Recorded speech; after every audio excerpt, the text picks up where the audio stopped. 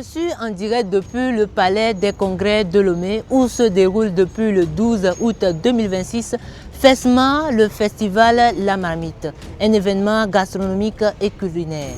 En marge de ce qui se déroule, l'Organisation pour l'alimentation et le développement local en collaboration avec TMSU International et Rezanu organise un colloque scientifique ayant pour thème transition alimentaire, mutation de mode de consommation et enjeux nutritionnels en Afrique de l'Ouest. Concrètement, cela voudrait dire comment mieux manger ou tout simplement manger différemment.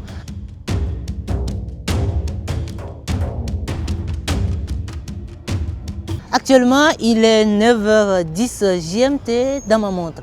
L'événement a déjà débuté.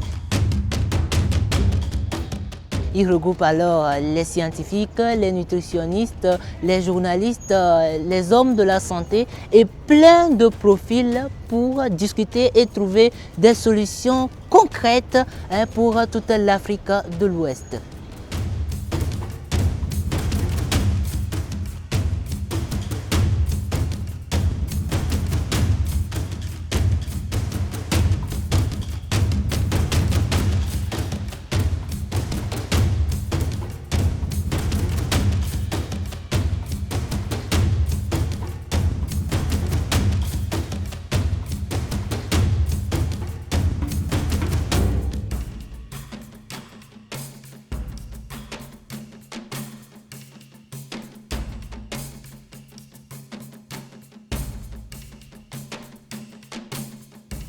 À la fin de cette première journée scientifique sur la transition alimentaire, on retient surtout une chose.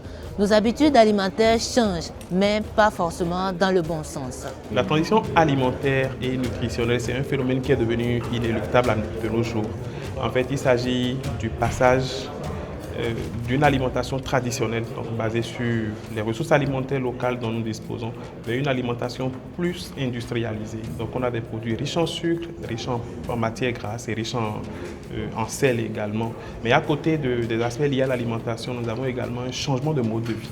Nous avions un mode de vie beaucoup plus dynamique, mais nous sommes en train de migrer progressivement vers un mode de vie beaucoup plus sédentaire.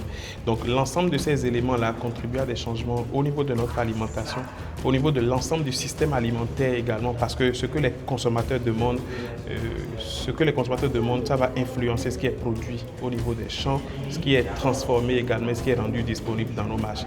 Pourtant, une alimentation saine devait être basée sur des produits variés, riches, la qualité et pas la quantité. Le problème se retrouve également dans la manière dont nous produisons nos aliments. C'est quand même connu que l'Afrique n'est pas le plus gros utilisateur des pesticides. Non. On utilise une petite quantité infime de la production mondiale. Mais nous les utilisons malheureusement mal et nous utilisons les plus mauvais. Le DDT est interdit ailleurs, même dans notre pays c'est interdit. Il y a également d'autres pesticides qui sont interdits, mais malheureusement nos populations l'utilisent toujours. Une étude présentée sur des jeunes de la commune du Golfe 1 à Lomé montre qu'ils mangent très mal, mais sont prêts à changer ce comportement. Si vraiment la transition nutritionnelle ou transition alimentaire a un impact sur l'alimentation des adultes, mais automatiquement les enfants aussi sont exposés puisqu'ils mangent le repas de la famille.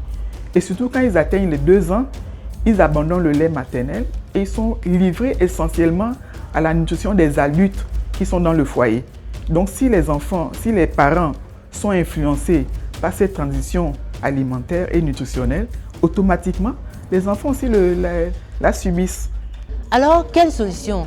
Il faut davantage sensibiliser les populations sur les habitudes nutritionnelles et culinaires, valoriser les produits locaux et surtout mieux les fabriquer, mieux faire les emballages à ce que cela puisse être attrayant.